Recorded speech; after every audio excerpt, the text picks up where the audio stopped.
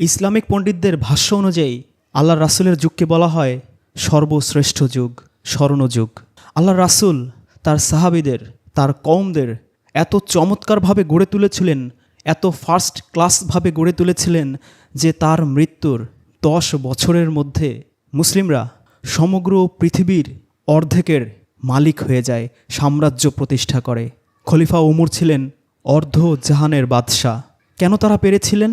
কারণ তখন এখনকার মতো পীর, অলি, আউলিয়া, গাউস, কুতুব, মুফতি, মুহাদ্দিস, মাশায়েক, হিমাম, মুয়াজ্জিন, ফতোয়াবাজ, ইজমা, কিয়াস, রিজাল, ঘরে ঘরে মোল্লা, মৌলভী, মাওলানা ছিল না। কথায় কথায় ফতোয়া দেওয়ার মতো ওলামা লীগ ছিল না। কথায় কথায় ফতোয়া দেওয়ার মতো ওলামাদের জোট ছিল না।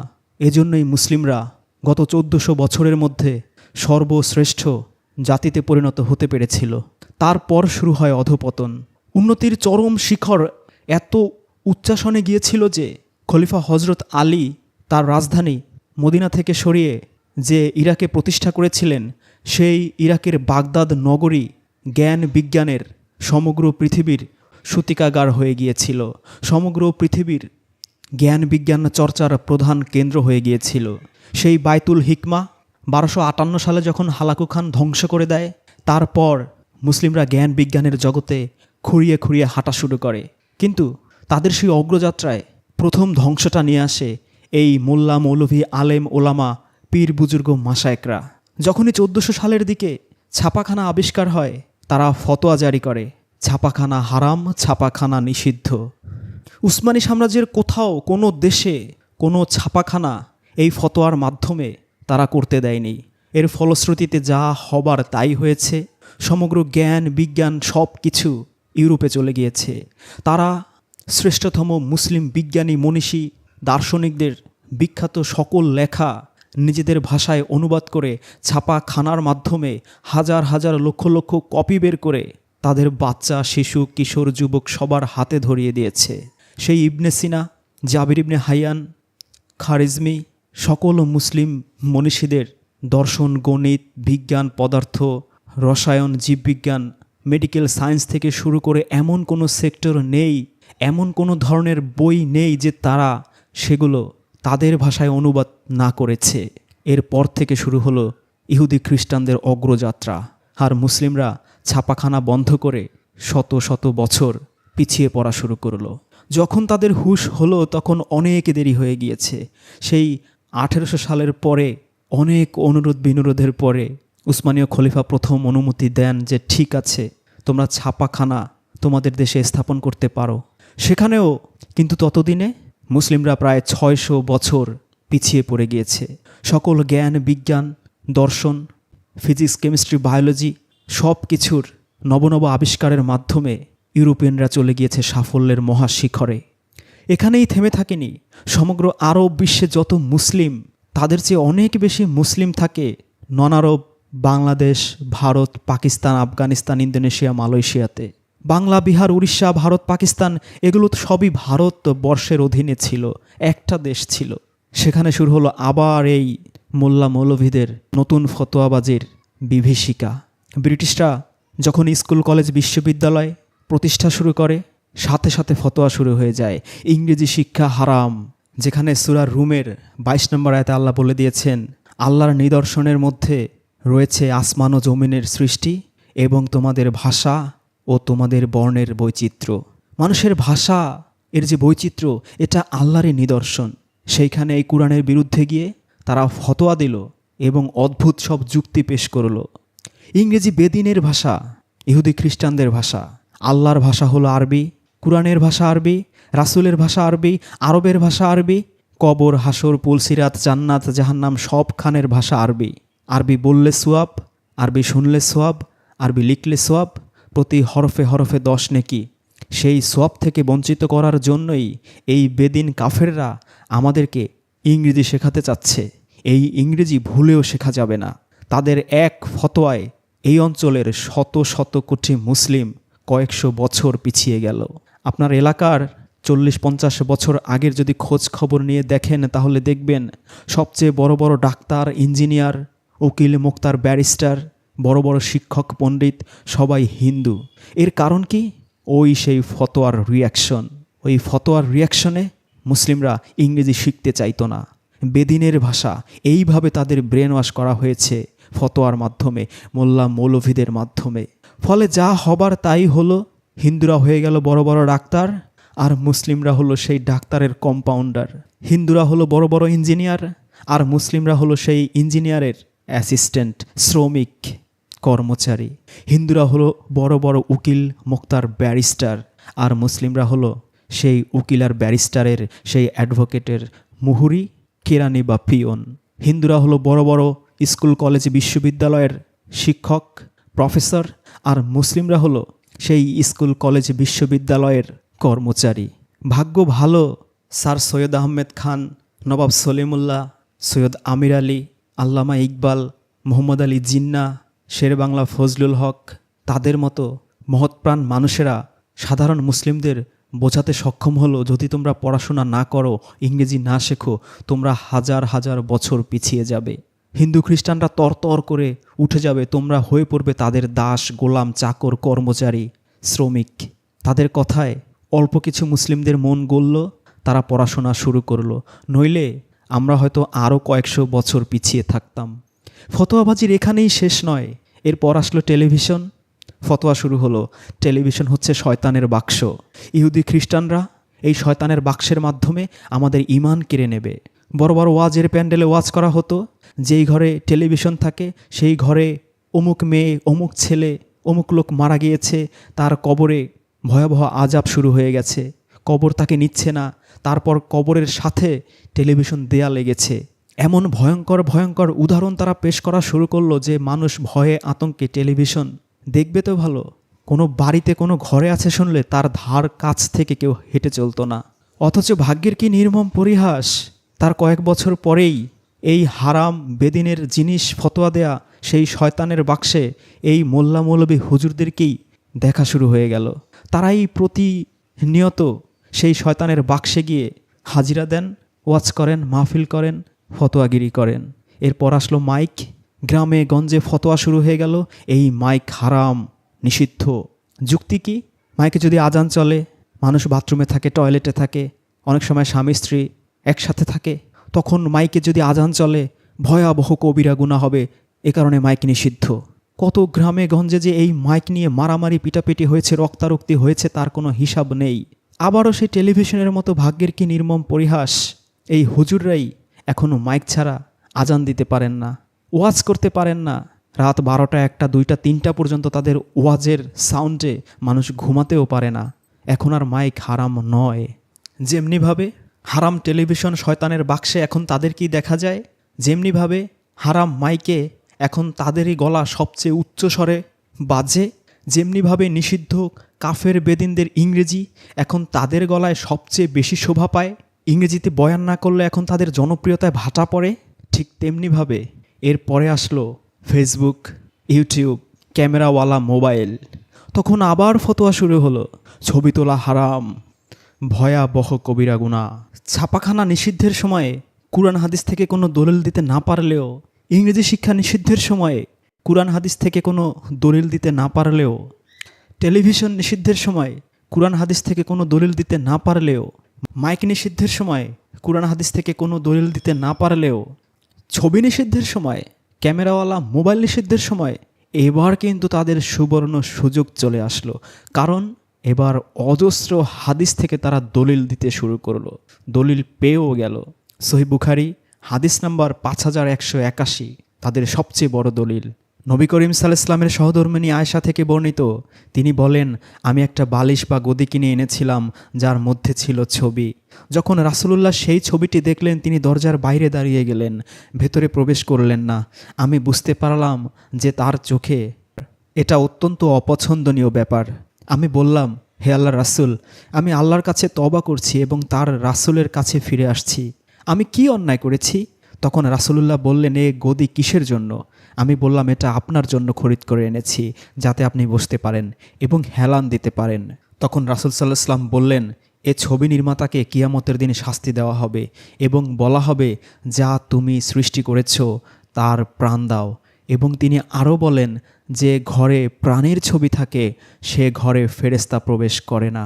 বুখারী শরীফ হাদিস নাম্বার 5949। রাসূল সাল্লাল্লাহু আলাইহি ওয়াসাল্লাম বলেন যে ঘরে কুকুর থাকে বা প্রাণের ছবি থাকে সে ঘরে ফেরেশতা প্রবেশ করে না।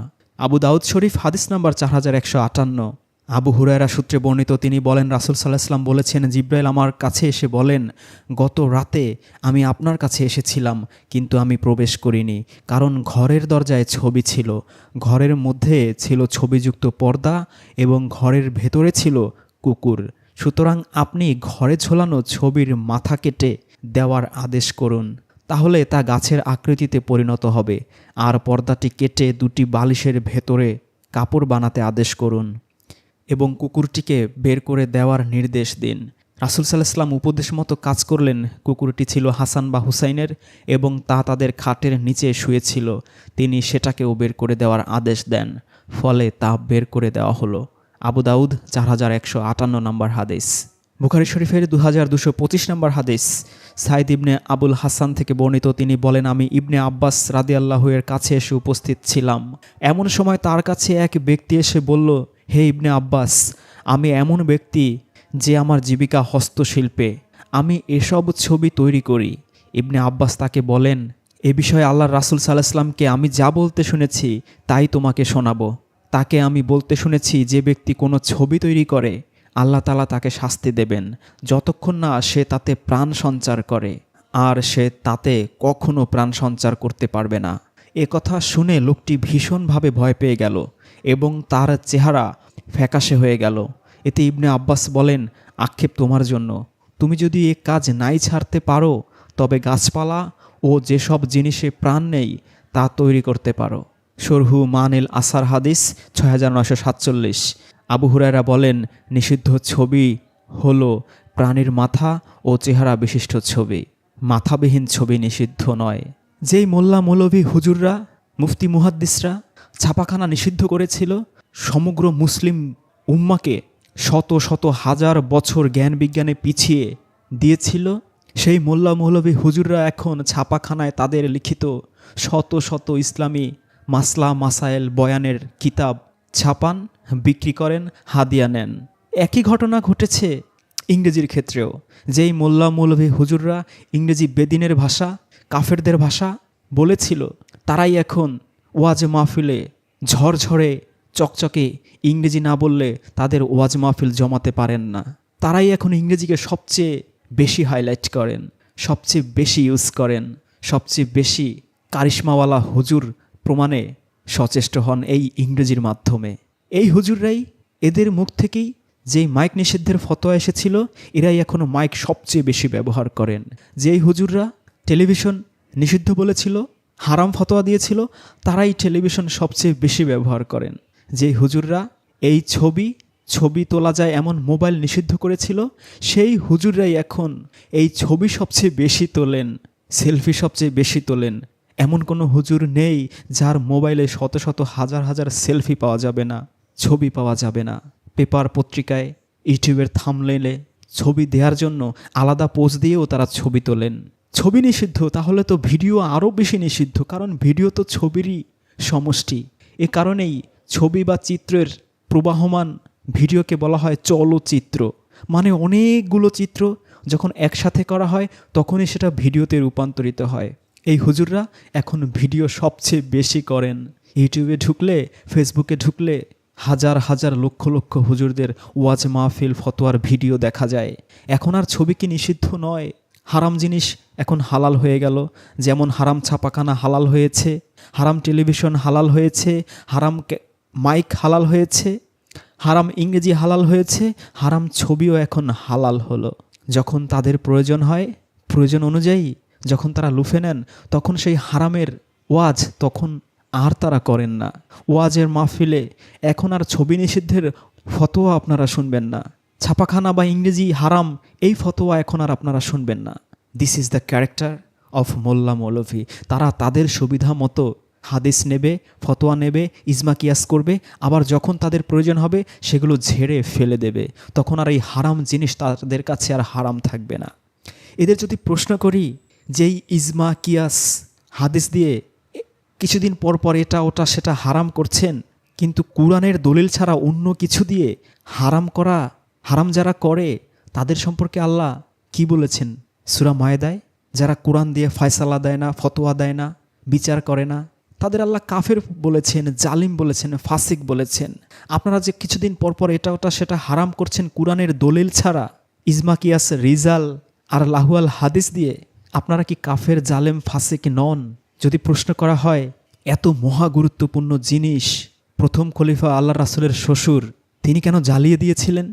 দ্বিতীয় খলিফা আল্লাহ রাসূলের শ্বশুর, তিনি কেন 1 মাস মোজাকারা, মোশাহেদা, ইস্তেখারা করে তারপর সবাইকে ডেকে বলেছেন, আমি প্রথমে সিদ্ধান্ত নিয়েছিলাম আল্লাহ রাসূলের কথা, কাজ, মৌন সম্মতি এগুলোকে আমি কিতাবে সংকলিত করব, কিন্তু 1 মাস চিন্তা ভাবনা করে, ইস্তেখারা করে আমি এই সিদ্ধান্ত নিয়েছি যে আগের নবীদের সকল উত্তরসূরিরা, অনুসরীরা পথভ্রষ্ট হয়েছে শুধুমাত্র আল্লাহর কিতাবকে বাদ দিয়ে, অথবা আল্লাহর কিতাব সহ তাদের স্ব নবী রাসূলদের কথা, কাজ, মৌনসম্মতি এগুলোকে সংকলন করার ফলে তারা পথভ্রষ্ট হয়েছে।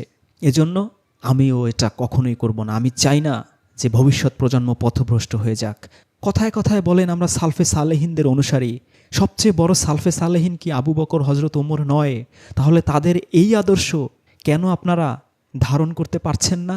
আপনারা কি দেখেন না মুসা নবীর উত্তরসূরি, তাওরাতের উত্তরসূরিরা নবীর মৃত্যুর পরে তার কথা, কাজ, মৌনসম্মতি এগুলো বানিয়ে, তালমুদ বানিয়ে, মিশনা বানিয়ে কিভাবে পথভ্রষ্ট হয়েছে? ঈসা নবীর উত্তরসূরিরা কিভাবে ঈসা নবীর কথা, কাজ, মৌনসম্মতি আল্লাহর কিতাবকে বাদ দিয়ে অথবা আল্লাহর কিতাবের উপরে স্থান দিতে গিয়ে অথবা দুটাকে মিক্সড করতে গিয়ে কিভাবে পথভ্রষ্ট হয়েছে? কবে আপনাদের বুঝ আসবে?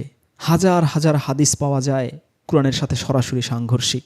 এই হাদিস নিয়ে এত মারামারি, দলাদলি, এর হাদিস মানে না, ওর হাদিস মানে না, এ বলে তোমারটা জয়ীফ, ও বলে তোমারটা সহি, ও বলে তোমারটা হাসান, ও বলে তোমারটা বানোয়াট। ছবির হাদিসগুলোই দেখি, যেহেতু আপনারা এই ছবি তোলা, ক্যামেরাওয়ালা মোবাইলে ছবি ধারণ করা এগুলোর পক্ষে অনেকগুলো হাদিসের রেফারেন্স দিলেন। আগেরগুলোর তো রেফারেন্স দেওয়া হয়নি, আপনারা দেননি ছাপাখানা, ইংরেজি, মাইক, টেলিভিশনের ক্ষেত্রে। যেহেতু ছবির ক্ষেত্রে দিয়েছেন, সে তো আপনাদের দেয়া আল্লাহ রাসূলের মৃত্যুর 250 বছর পরে লিখিত এই লাহুয়াল হাদিস থেকেই আমরা একটু দেখি যে হাদিসগুলোতে আসলে কি বলা হয়েছে। বুখারী শরীফের 5181 নম্বর হাদিসে আল্লাহ রাসূল বলেছেন, কিয়ামতের দিন শাস্তি দেওয়া হবে, বলা হবে, যা তুমি সৃষ্টি করেছো এতে প্রাণ দাও। যে ঘরে প্রাণীর ছবি থাকে সে ঘরে ফেরেশতা প্রবেশ করে না। যে ঘরে প্রাণীর ছবি থাকে সে ঘরে ফেরেশতা প্রবেশ করে না। হুজুর, যদি মৃত্যু পথযাত্রী কোনো মানুষের ঘরে কোনো ছবি থাকে তাহলে তার মৃত্যু হবে কিভাবে? ফেরেশতাই তো প্রবেশ করে না। এই বুখারী শরীফের 5181 নম্বর হাদিসে ফেরেশতা যদি প্রবেশ করতে না পারে তার জান কিভাবে কবজ করবে? আবু দাউদ শরীফের 4158 নম্বর হাদিসে ছবির সাথে কুকুরের কথাও বলা হয়েছে। আচ্ছা হুজুর, আসহাবে কুফায় সেই যুবকদের সাথে যে একটা কুকুর ছিল, সেই কুকুরের বর্ণনা আল্লাহ কেন দিলেন? এই কুকুর যদি হারামি হয়, সেই যুবকরা কেন তাদের সাথে কুকুর রাখতেন? সেই কুকুরের বর্ণনা কেন আল্লাহ এত চমৎকারভাবে দিলেন? আসলে কুকুর তো প্রভুভক্ত প্রাণী। কুকুর তো বাড়ি পাহারা দেয়, চোর ডাকাতের হাত থেকে গৃহস্থকে সজাগ রাখে। এজন্য কি ইহুদি খ্রিস্টানরা কৌশলে আপনাদের হাদিসের মধ্যে এটা ঢুকিয়ে দিল কিনা একটু ভেবে দেখবেন তো, যাতে করে আপনাদের বাড়ি ঘরগুলো অরক্ষিত থাকে আর তারা ইচ্ছে মতো চুরি চামারি ডাকাতি করতে পারে। একটু ভেবে দেখবেন। তারপরে এই হাদিসে বললেন, জিব্রাইল আমার কাছে এসে বললেন, গত রাতে আমি আপনার কাছে এসেছিলাম কিন্তু আমি প্রবেশ করিনি, কারণ ঘরের দরজায় ছবি ছিল। আচ্ছা হুজুর, জিব্রাইল ঘরের দরজায় এসে প্রবেশ করেননি? জিব্রাইল কি ঘরে দরজা দিয়ে ঢুকতেন? আচ্ছা হুজুর, আপনি কখনো সূরা শুআরা পড়ে দেখেছেন? 192-93 নম্বর আয়াতটা, ওখানে পরিষ্কার করে আল্লাহ বলছেন, আল্লাহ তো বলেননি, আল্লাহর রাসূল তার নিজ মুখ দিয়ে বলেছেন, আর নিশ্চয়ই এ কুরআন জগৎসমূহের প্রতিপালক এর নিকট হতে নাজিলকৃত। জিব্রাইল এটা নিয়ে অবতরণ করেছে তোমার হৃদয়ে, তোমার অন্তরে। আচ্ছা বলুন তো হুজুর, সূরা শুআরার 192-93-94 নম্বর আয়াতে যে আল্লাহর রাসূল বলছেন যে জিব্রাইল নাজিল হতো আল্লাহর রাসূলের অন্তরে, এটা কি সহিহ হাদিস না বানোয়াট? এটা কি জয়ীফ না হাসান না বিশুদ্ধ? নিশ্চয়ই এটা বিশুদ্ধ, কারণ এটা আল্লাহর রাসূলের মুখ নিঃসৃত বাণী এবং এটা লাউহে মাহফুজে সংরক্ষিত। এবং এই বাণীগুলোর পরিশুদ্ধতার গ্যারান্টি আল্লাহ নিজে দিয়েছেন, সংরক্ষণের গ্যারান্টি আল্লাহ নিজে নিয়েছেন। যেই জিব্রাইল কুরআন অনুযায়ী নাজিল হতো আল্লাহর রাসূলের অন্তরে, কলবে, সেই জিব্রাইলকে ঘরের দরজা জানালা দিয়ে ঢোকানোর অর্থটা কি? এই হাদিস কি কুরআনের সাথে সাংঘর্ষিক নয়? বুখারী শরীফের 2225 নম্বর হাদিসে বলা হলো, ইবনে আব্বাস বলেন, আক্ষেপ তোমার জন্য, তুমি যদি এই কাজ নাই ছাড়তে পারো তবে গাছপালা ও যেসব জিনিসের প্রাণ নেই তা তৈরি করতে পারো। আচ্ছা হুজুর, যারা এই হাদিসটা বানিয়েছে আমার মনে হয় তারা জানতো না যে গাছেরও প্রাণ আছে। বিজ্ঞানী জগদীশচন্দ্র বসু এটা আবিষ্কার করেছেন 150 বছর আগে। তো সম্ভবত এই হাদিসটা যদি বিজ্ঞানী জগদীশচন্দ্র বসুর এই আবিষ্কারের পরে হতো তাহলে এই হাদিসটা গাছপালা ঢোকানোর সাহস পেত না, কারণ হাদিস রচয়িতারা জানতেন না যে গাছেরও প্রাণ আছে।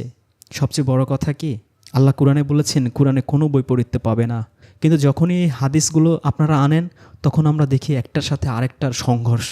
কুরআনের সাথে সংঘর্ষ, কখনো হাদিস হাদিসের সাথেই সংঘর্ষ করে। কখনো এক হাদিসে বলে আল্লাহর রাসূল বুকে হাত দিয়ে নামাজ পড়েছেন, আরেক হাদিসে আরেক সাহাবী বলছেন আমি আল্লাহর রাসূলকে দেখেছি তিনি নাভির নিচে হাত দিয়ে নামাজ পড়েছেন।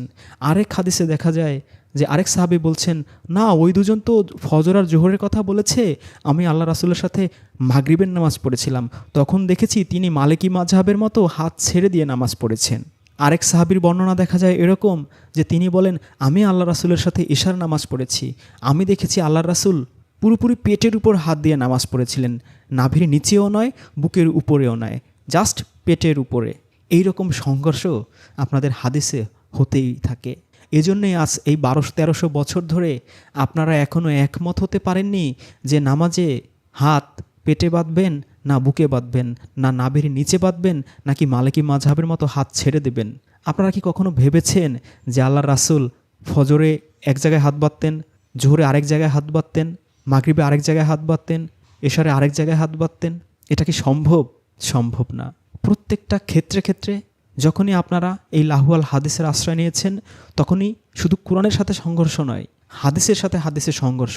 আর এ নিয়েই মারামারি, দলাদলি, রক্তারক্তি, এ ওকে কাফের বলছে, এ ওকে ফাসিক বলছে, এ ওকে মুরতাদ বলছে, এ ওকে পথভ্রষ্ট বলছে, এ ওকে বিভ্রান্ত বলছে। এই খেলা আপনারা আর কত দিন চালাবেন? আমাদের সাধারণ মুসলিমদের একটু শান্তিতে থাকতে দিন। আর স্পষ্ট করে বলুন, এই ছবি তোলা, ভিডিও করা, ছবি দেওয়া, সেটা ফেসবুকে হোক, ইউটিউবে হোক, পেপারে হোক, হারাম কিনা? এই হাদিসগুলো যদি সহি এবং বিশুদ্ধ হয় তাহলে এই হারাম কেন আপনারা ছাড়ছেন না? প্রকাশ্যে ঘোষণা দিয়ে কেন আপনারা আপনাদের ছবি এবং ভিডিও ফেসবুক, ইউটিউব থেকে সরিয়ে নিচ্ছেন না? কেন টেলিভিশনে আপনাদের মুখ দেখানো বন্ধ করছেন না, সেখানে হাজির হওয়া বন্ধ করছেন না? নাকি এই ফতোয়াবাজি, এই মোল্লাগিরি শুধু সাধারণ মানুষের জন্য প্রযোজ্য? আপনারা সমস্ত ফতোয়া, হাদিস, কোরআন সব কিছুর ঊর্ধ্বে। কারণ আপনারা তো আবার নামের আগে মাওলানা লেখেন। সূরা বাকারার 285 নম্বর আয়াতে পড়েছি, আন্তা মাওলানা ফানসুরুনা আলাল কওমিল কাফিরিন। হে আল্লাহ, তুমি আমাদের প্রভু, আমাদের মাওলানা, আমাদের অভিভাবক। আপনারা সেই আল্লাহর লকব উপাধি মাওলানা ডাকাতি করে নিজেদের নামের আগে বসিয়ে নিজেরাই তো আমাদের আল্লাহ হয়ে গিয়েছেন, আমাদের খোদা হয়ে গিয়েছেন। আল্লাহ যেখানে বলেছেন আল্লাহ হচ্ছেন আমাদের মাওলানা, সেখানে আপনারা এখন বলছেন যে আপনারা হচ্ছেন আমাদের মাওলানা। তো আপনাদের খোদাগিরি, আল্লাহগিরি চলতে থাকুক, চলুক। আপনারা আরও খোদাগিরি করেন, আরও আল্লাহগিরি করেন। আপনারা মাওলানা হন, আল্লাহ হন, খোদা হন, কিন্তু দয়া করে আমাদের একটু শান্তিতে থাকতে দিন। এবং আপনাদের মুখের ফতোয়া, মুখের ইজমা, কিয়াস, রিজাল এগুলো গিলে ফেলুন, নয়তো প্রকাশ্যে তওবা করে জাতির কাছে ক্ষমা চান যে যত ফতোয়া আমরা দিয়েছিলাম এগুলো যখন আমরা নিজেরাই করছি, সেহেতু এই ফতোয়াগুলো ভুল ছিল, আসলে এগুলো সবই জায়েজ, তোমরাও করতে পারো, কোনো সমস্যা নেই।